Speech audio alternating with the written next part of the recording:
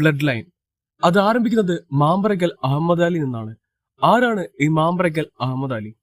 അപ്പൊ നമ്മളിന്ന് പറയാൻ പോകുന്നത് ഖലീഫ സിനിമയെ കുറിച്ചാണ്. സിനിമയുടെ ട്രെയിലർ ഇപ്പോ പുറത്തു വന്നിട്ടുണ്ട്. അപ്പോൾ ട്രെയിലറും ഖലീഫയുടെ ഫസ്റ്റ് ഗ്ലിംസ് കൂടി കണക്ട് ചെയ്ത് നമ്മൾ ഈ ഖലീഫ സിനിമയെ ചെറുതായിട്ടൊന്ന് എക്സ്പ്ലെയിൻ ചെയ്യാൻ പോവാണ്. ആദ്യം ഹീറോയിലേക്ക് തന്നെ വരാം. മാമ്പറക്കൽ ആമിർ അലി. ഈ ട്രെയിലറിൽ ആമിറിനെ കാണിക്കുന്നത് തൊട്ടാ പൊട്ടുന്ന ലെവലിൽ നിൽക്കുന്ന ഒരു സ്മഗ്ലർ ആയിട്ടാണ്. ഈ ട്രെയിലറിൽ നിന്നുള്ള പല പല ഷോട്ടുകളിൽ നിന്ന് നമുക്ക് ആമിർ അലിയുടെ രണ്ട് കാലഘട്ടം കാണാം. ഒന്ന് കളത്തിലിറങ്ങുന്നതിന് മുൻപ്, മറ്റൊന്ന് ഇറങ്ങിയതിനു ശേഷം. ഒരു പേഴ്സണൽ റിവെഞ്ചിൽ നിന്നും ഒരു സ്മഗ്ലറിലേക്ക് മാറുന്ന ആമിർ അലിയെ ഈ ട്രെയിലറിൽ കാണാം. അപ്പൊ തിരിച്ചു വീണ്ടും നമുക്ക് ഈ ബ്ലഡ് ലൈനിലേക്ക് വരാം. ഈ ബ്ലഡ് ലൈനിൽ ഉള്ളത് 3 പേരാണ്: മാമ്പറക്കൽ അഹമ്മദ് അലി, മാമ്പറക്കൽ യൂനുസ് അലി, ആമിർ അലി. അഹമ്മദ് അലി ലാലേടനാണ്. പുള്ളിയുടെ മകനായിട്ടുള്ള യൂനുസ് അലി ആയിട്ടാണ് രഞ്ജി പണിക്കർ വരുന്നത്. ഈ യൂനുസ് അലിയുടെ മകനാണ് ആമിർ അലി. അപ്പോ മാമ്പറക്കൽ അഹമ്മദ് അലിയുടെ ചെറുമകനാണ് ആമിർ. അപ്പൊ പ്രസന്റ് ആമിർ അലിയിലൂടെയാണ് കടന്നു പോകുന്നത്, പാസ്റ്റ് അഹമ്മദ് അലിയിലൂടെയും. അപ്പോ ആരാണ് ഈ അഹമ്മദ് അലി? അതിനെപ്പറ്റി ഖലീഫയുടെ ഫസ്റ്റ് ഗ്ലിംസിലും ഈ ട്രെയിലറിലും വ്യക്തമായിട്ട് പറയുന്നുണ്ട്. കഥ ഒരുപാട് പുറകിലേക്ക് പോകേണ്ടി വരും. 60s, ഗോൾഡ്, എല്ലാം തുടങ്ങുന്നത് ഗോൾഡിലൂടെയാണ്. ഇന്ന് നമ്മൾ കാണുന്ന അല്ലെങ്കിൽ കേട്ടിട്ടുള്ള പല പല അധോലോക നായകന്മാരുടെ ലെഗസിക്ക് പിന്നിലും ഗോൾഡ് ഉണ്ട്. ലോകത്തിൽ ഏറ്റവും മൂല്യമേറിയ, അത്യാവശ്യം അവൈലബിൾ ആയിട്ടുള്ള ഒരു ലോഹമാണ് സ്വർണം. ലോകത്ത് പല അണ്ടർവേൾഡ് എംപയറുകളും പൊങ്ങിയത് സ്വർണം കാരണമാണ്. സ്വർണവും ഒരു കാരണമാണ്. അപ്പോ ഗോൾഡ്, അതാണ് മെയിൻ. നമ്മൾ ഈ സ്മഗ്ലിംഗ് റിലേറ്റഡ് ആയിട്ടുള്ള അല്ലെങ്കിൽ ഈ അണ്ടർവേൾഡ് പടങ്ങൾ ഉണ്ടായ കാലം തൊട്ട് കാണുന്നതാണ് ഗോൾഡ് സ്മഗ്ലിംഗ്. എവിടെ നിന്നാണ് ഇത് വരുന്നത്, എങ്ങോട്ടാണ് ഇത് പോകുന്നത്? ഈ സ്വർണ്ണക്കടത്തിന്റെയൊക്കെ ആരംഭം എവിടെ നിന്നാണ് എന്നൊന്നും ഇതുവരെ അധിക സിനിമകളിൽ അങ്ങനെ പറഞ്ഞിട്ടില്ല. നമ്മുടെ ഇന്ത്യയിൽ നിന്നും അങ്ങനെ ഒരു സിനിമ ഇതുവരെ ഉണ്ടായിട്ടില്ല. അങ്ങനെ അധികം അറിയാത്ത ഗോൾഡിന്റെ ഒരു കഥയുണ്ട്. ബ്ലാക്ക് പാന്തർ സിനിമ കണ്ടിട്ടുണ്ടോ? അതിന്റെ ഒരു ഏകദേശ കഥ തന്നെയാണ്. അതിൽ വൈബ്രേനിയം, ഇതിൽ ഗോൾഡ്. പക്ഷെ ആ ലെവലിൽ ചിന്തിക്കരുത്. ഞാൻ ഈ പറയുന്നത് ഖലീഫയുടെ കഥയല്ല, ഗോൾഡിന്റെ കഥയാണ്. ഇപ്പൊ ഈ ബ്ലാക്ക് പാന്തർ സിനിമയിൽ വക്കാൻഡ് എന്ന് പറയുന്ന സ്ഥലത്ത് വൈബ്രേനിയം ആരും തട്ടിക്കൊണ്ടുവരിക്കാൻ വേണ്ടിയിട്ടാണ് അവർ അത് വെച്ചിട്ട് അതിനെ മറയ്ക്കുന്നത്. പക്ഷെ ഗോൾഡിന്റെ കാര്യം എടുത്താൽ അത് കാലാകാലങ്ങളായിട്ട് ഇങ്ങനെ വാനിഷ് ചെയ്തുകൊണ്ടിരിക്കുകയാണ്. സ്വർണം എന്ന് പറയുന്നത് ഭൂമിയിൽ മുളച്ചു വന്നൊരു ലോഹമല്ല, അത് ഭൂമിക്ക് പുറത്തുനിന്ന് വന്നതാണ്. അതിന് ഭൂമിയോളം തന്നെ പഴക്കമുണ്ട്. അങ്ങനെ മനുഷ്യന് ബുദ്ധി ഉറച്ച കാലം മുതൽ ഭൂമിയുടെ പല ഭാഗത്തു നിന്നും സ്വർണം കണ്ടെടുക്കുകയാണ്. Australia, Russia, South Africa, Brazil, India. അങ്ങനെ സ്വർണത്തിന്റെ മൂല്യം മനസ്സിലാക്കി സ്വർണത്തിനു വേണ്ടിയുള്ള യുദ്ധം അങ്ങ് പ്രാചീന കാലം തൊട്ടേ തുടങ്ങിയതാണ്. കാലങ്ങൾ കഴിയുന്തോറും മനുഷ്യൻ മാറി, ടെക്നോളജി മാറി. പവറുള്ളവർ സ്വർണം പിടിച്ചെടുത്തു.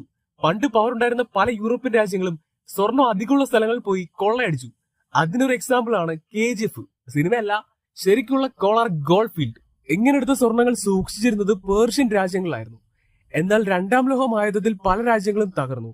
അങ്ങനെ ഗോൾഡിന് കാവൽക്കാരില്ലാണ്ട് പോയി. ഇങ്ങനെയുള്ള ഉടമകളില്ലാത്ത, കണക്കിൽപ്പെടാത്ത സ്വർണമാണ് 1950-കൾക്ക് ശേഷം ബ്ലാക്ക് മാർക്കറ്റിലൂടെ ലോകത്തിന്റെ പല ഭാഗത്തേക്കും ഒഴുകിയത്. രണ്ടാം ലോകമായുധത്തിന് ശേഷം പല രാജ്യങ്ങൾക്കും ഗവൺമെന്റുകൾ ഉണ്ടായി, അല്ലെങ്കിൽ ഉണ്ടായിരുന്ന ഗവൺമെന്റ് ഒന്നുകൂടി സ്ട്രോങ് ആയി. അതുകൊണ്ട് തന്നെ ഇവരുടെ ഓപ്പൺ ഗേറ്റ് സിസ്റ്റത്തിന് ലോക്ക് വീണു. അവിടെ നിന്നാണ് ഗോൾഡ് സ്മഗ്ലിംഗ് ആരംഭിക്കുന്നത്. ആ ഗോൾഡ് സ്മഗ്ലിംഗിലൂടെ ലോകത്തിന്റെ പല ഭാഗത്തും ഒരുപാട് അധോലോക നായകന്മാരുണ്ടായി. 1950 മുതൽ 80 വരെ ഈ ഗോൾഡ് സ്മഗ്ലിംഗിന്റെ ഒരു പീക്ക് എറയായിരുന്നു. ആ കാലഘട്ടത്തിലെ ഒരു ഗോൾഡ് ലോഡാണ് ഈ പറയുന്ന മാമ്പറക്കൽ അഹമ്മദ് അലി. പുള്ളിക്ക് പിന്നിലും ഒരുപാട് പേരുണ്ടാക്കി വെച്ച ഒരു എംപയർ ഉണ്ട്. പുള്ളി ഇതെങ്ങനെ റൂൾ ചെയ്യുന്നതാണ് കാണേണ്ടത്. അപ്പൊ നമുക്ക് ഈ മാമ്പറക്കൽ അഹമ്മദ് അലിയിലേക്ക് വരാം. നമ്മൾ നേരത്തെ പറഞ്ഞ ഗോൾഡ് സ്മഗ്ലിംഗിന്റെ പീക്ക് എറയാണ് അഹമ്മദ് അലിയുടേത്. പുള്ളിയുടെ കാലഘട്ടം 70s, 80s ആവാം. അന്ന് ഇന്ത്യയിൽ ഗോൾഡ് സ്മഗ്ലിംഗിന്റെ ടോപ്പിൽ ഉണ്ടായിരുന്നത് 4 പേരാണ്. നോർത്തിൽ സുക്കൂർ നാരായൺ ബാക്കിയും ഹാജി മസ്താനും. ഇങ്ങ് സൗത്തില് മുതലിയാരും മാമ്പറക്കൽ അഹമ്മദ് അലിയും. ഇതിൽ മുതലിയാർ തമിഴ്നാടായിരിക്കും. നമ്മൾ ഈ പേര് മുമ്പും പഴയ ക്ലാസിക് ഗാങ്സ്റ്റർ സിനിമകൾ ഒരുപാട് കേട്ടിട്ടുണ്ട്. അപ്പൊ കേരളം അഹമ്മദ് അലിയാണ്. ഇവർ 4 പേരുമാണ് അന്ന് മെയിനായിട്ടും ഇന്ത്യയിൽ ഗോൾഡ് സ്മഗ്ലിംഗ് റൂൾ ചെയ്തിരുന്നത്. അക്കാലത്ത് ഇവരെ പോലെയുള്ള ഒരു വെറും കള്ളക്കടത്തുകാർ മാത്രമല്ല, അധോലോക നായകന്മാർ കൂടിയാണ്. അന്നത്തെ ഇന്ത്യൻ പ്രധാനമന്ത്രിയായിരുന്ന ഇന്ദിരാഗാന്ധിക്ക് ഇവർ 4 പേര് ഒരു തലവേദനയായിരുന്നെന്ന് ഗ്ലിംസിൽ പറയുന്നുണ്ട്. അപ്പോ അതിനർത്ഥം പ്രധാനമന്ത്രിക്ക് വരെ തൊല്ല കൊടുത്തിട്ടുണ്ടെങ്കിൽ ഇവർ ഒരു വലിയ നാഷണൽ ഇഷ്യൂ ആയി കാണും. KGFലെ റോക്കിയെ പോലെ ഒരു വിധത്തിൽ എക്സാക്ട് അതേപോലെ ഒരു പാസ്റ്റ് തന്നെ ആയിരിക്കും ഈ പുള്ളിക്കും. അങ്ങനെ ഇവരെ കൊണ്ടുള്ള പ്രശ്നം ഇങ്ങനെ കൂടി വന്നപ്പോഴാണ് 1974 പാർലമെന്റിൽ കൊഫെപ്പോസ് ആക്ട് പാസ്സാക്കുന്നത്. ഈ കൊഫെപ്പോസ് ആക്ട് എന്ന് വെച്ച് കഴിഞ്ഞാൽ രാജ്യത്തിനുള്ളിൽ ഒരാൾ അനധികൃതമായിട്ട് കള്ളക്കടത്ത് നടത്തിയാൽ അയാളെ പിടിച്ച് അകത്തിടും. അത് ആരായാലും. എന്നിട്ട് ഇങ്ങനൊരു ആക്ട് പാസ്സാക്കിയിട്ട് പോലും ഈ അഹമ്മദ് അലി പിടിച്ചകത്തിടാൻ ഇന്ത്യൻ ഗവൺമെന്റിന് കഴിഞ്ഞിട്ടില്ല. അപ്പോ അത്രയ്ക്കുണ്ട് ഈ പുള്ളിയുടെ റേഞ്ച്. അപ്പൊ ഭൂതകാലം പവറാണ്. ഇങ്ങനെയുള്ള ഒരു നാഷണൽ ക്രിമിനലിന് പിന്നീട് എന്ത് സംഭവിച്ചു എന്ന് ഖലീഫയുടെ പാർട്ട് 2 വന്നാലേ നമുക്ക് കറക്റ്റ് ആയിട്ട് മനസ്സിലാവും. അതെന്തായാലും ഈ ഖലീഫ പാർട്ട് 1 പറയത്തില്ലായിരിക്കും. നമ്മുടെ ലോജിക്ക് വെച്ച് നോക്കിക്കഴിഞ്ഞാൽ ഒന്നെങ്കിൽ റോക്കി പോലെ ഗവൺമെന്റ് വേഴ്സസ് 1 എന്ന പോലെ മരണം, അല്ലെങ്കിൽ ആജീവനാന്തം സുകുമാരക്കുറിപ്പ്. അപ്പോ ഇതാണ് ഏകദേശം ഈ കഥയുടെയൊക്കെ ഒരു അടിത്തറ, ബ്ലഡ് ലൈന്റെ തുടക്കം. ഈ ബ്ലഡ് ലൈൻ ഇപ്പൊ എത്തി നിൽക്കുന്നത് മാമ്പറക്കൽ അഹമ്മദ് അലിയുടെ ചെറുമകനായിട്ടുള്ള ആമിർ അലിയിലാണ്. ട്രെയിലറിൽ യൂനിസ് അലി ആമിർ അലിയോട് പറയുന്ന ഡയലോഗ് ഉണ്ട്, നീ എവിടെ എത്തരുതെന്നാണ് ഞങ്ങൾ ആഗ്രഹിച്ചത്, ഇപ്പൊ നീ അവിടെ എത്തി നിൽക്കുവാണ്. അതിനർത്ഥം അഹമ്മദ് അലിയുടെ കഥ ഒരു ഗുഡ് എൻഡിങ് അല്ല. ആ സംഭവം പുള്ളിയുടെ ഫാമിലിയെ, അതായത് മകനെയും എഫക്ട് ചെയ്തിട്ടുണ്ട്. അതുകൊണ്ട് അതിനുശേഷം അവർ പിന്നീട് വളരെ കൺട്രോൾഡ് ആയിട്ടാവും ജീവിച്ചത്. അത് ഈ ആമിർ ഒരു സീനിൽ പറയുന്നുണ്ട്, ഒരു സ്മഗ്ലർ എന്റെ ഉള്ളിലുണ്ട്, അതിന് വെറുതെ വിട്ട് കൊടുക്കരുതെന്ന്. അതായത് നമ്മൾ എത്രയൊക്കെ നല്ലവനായിട്ടിരുന്നാലും ഒരു പരിധിക്കപ്പുറം DNA അടങ്ങിയിരിക്കത്തില്ല. ഒരു സ്പാർക്ക് ഇട്ട് അത് പൊട്ടും. അതാണ് ഇവിടെ പറയുന്നത്. ആമിർ ഇത് പറയുന്നത് ഒരു സ്മഗ്ലറിനോടായിരിക്കും. ഇന്ന് അവരായിരിക്കും അവിടുത്തെ ഏറ്റവും വലിയ സ്മഗ്ലർ. അവര് ഈ സ്മഗ്ലിങ്ങുമായി ബന്ധപ്പെട്ട് എന്തെങ്കിലും വള്ളി വിഷയത്തിൽ ആമിറിനെ പിടിച്ചിട്ടേക്കാം. അതുകൊണ്ടായിരിക്കാം ഒരു വാണിംഗ് കൊടുക്കുന്നത്. അതെന്ത് പ്രശ്നവും നമുക്ക് കറക്റ്റായിട്ട് അറിയത്തില്ല.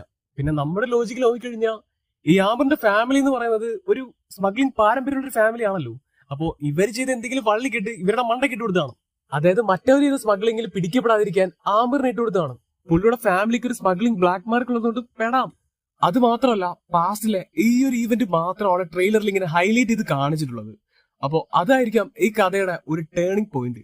എന്തോ ഒരു റിവെഞ്ച്, ആ റിവെഞ്ചിൽ പുള്ളി എടുക്കുന്ന തീരുമാനമാണ് ഈ സ്മഗ്ലിംഗിന്റെ ചെയിൻ പൊട്ടിക്കൽ. ചെയിൻ എന്ന് പറയുന്നത് ഒരു സ്മഗ്ലിംഗ് സിൻഡിക്കേറ്റിന്റെ ശൃംഖലയാണ്.